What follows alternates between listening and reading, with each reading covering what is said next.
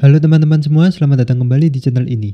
Dalam video kali ini, kita akan belajar tentang OOP atau Object Oriented Programming dalam bahasa pemrograman Java. Object Oriented Programming adalah paradigma pemrograman yang memandang program sebagai kumpulan dari objek yang saling berinteraksi. Objek adalah entitas yang memiliki atribut atau data dan perilaku atau metode. Dengan menggunakan Object Oriented Programming, kita dapat membuat program yang lebih modular, mudah dipahami, dan dapat digunakan kembali. Untuk memahami Object Oriented Programming dalam Java, kita perlu mengenal beberapa konsep dasar, yaitu class. Class adalah blueprint atau cetak biru atau template untuk membuat objek. Class mendefinisikan atribut dan metode yang dimiliki oleh objek. Contoh kelas dalam Java adalah seperti berikut ini. Misalnya ada kelas bernama mahasiswa, public kelas mahasiswa. Di dalamnya terdapat atribut nama dan nim, string nama, string nim. Kemudian ada konstruktor untuk menginisialisasi atribut. Public mahasiswa, parameternya string nama dan string nim. Di dalamnya ada this.nama sama dengan mahasiswa dan this.nim sama dengan nim. Kemudian di dalamnya lagi ada metode untuk menampilkan informasi mahasiswa. Public void tampil info, system out println nama plus nama atau nilai dari variabel nama. Kemudian ada system out println nim plus nim atau menampilkan nilai dari variabel nim. Kemudian ada objek. Objek adalah hasil instansiasi dari kelas. Objek memiliki nilai spesifik untuk atribut yang didefinisikan oleh kelas. Contoh objek dalam Java adalah sebagai berikut. Misalnya, kita akan membuat objek dari kelas mahasiswa. Mahasiswa 1 sama dengan new mahasiswa. Kemudian namanya Budi dengan nim 123456789. Kemudian mahasiswa 2 sama dengan new mahasiswa.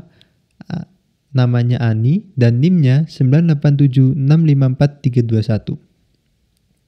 Sekarang untuk memanggil metode, kita bisa membuat metode tampil info pada objek. Mahasiswa 1.tampilinfo, mahasiswa 2.tampilinfo. Kemudian ada inheritance. Inheritance adalah mekanisme untuk mewariskan atribut dan metode dari kelas induk atau superkelas ke kelas anak atau subkelas.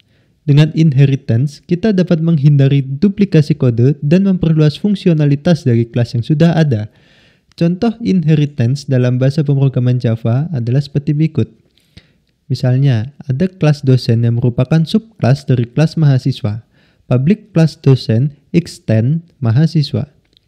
Kemudian ada atribut tambahan nomor induk pengajar dan bidang yang diajar, string NIP dan string bidang. Kemudian kita buat konstruktor untuk menginisialisasi atribut. Public dosen, string nama, string nim, string NIP, string bidang. Dan kita memanggil konstruktor superclass. Super, nama, dan nim. This NIP sama dengan NIP dan this.bidang sama dengan bidang. Kemudian kita buat metode untuk menampilkan informasi dosen. Public void tampil info. Kemudian kita memanggil metode superclass di dalamnya. Super.tampilinfo. Kemudian system out println nip plus nip, kita panggil nilai dari variabel nip. System out println bidang plus bidang, kita panggil nilai dari variabel bidang. Kemudian ada polymorphism. Polymorphism adalah kemampuan untuk menampilkan perilaku yang berbeda tergantung pada tipe atau kondisi objek. Polymorphism dapat dicapai dengan dua cara, yaitu method overloading dan method overriding. Contoh polymorphism dalam bahasa pemrograman Java adalah seperti berikut ini. Pertama, method overloading, yaitu metode untuk mendefinisikan metode dengan nama yang sama tetapi parameter yang berbeda. Misalnya, public kelas kalkulator. Kemudian kita buat metode untuk menjumlahkan dua bilangan bulat. Public int tambah int A int B, return A plus B. Kemudian kita buat lagi metode untuk menjumlahkan tiga bilangan bulat dengan cara overloading. Public int tambah int A int B int C, return A plus B plus C.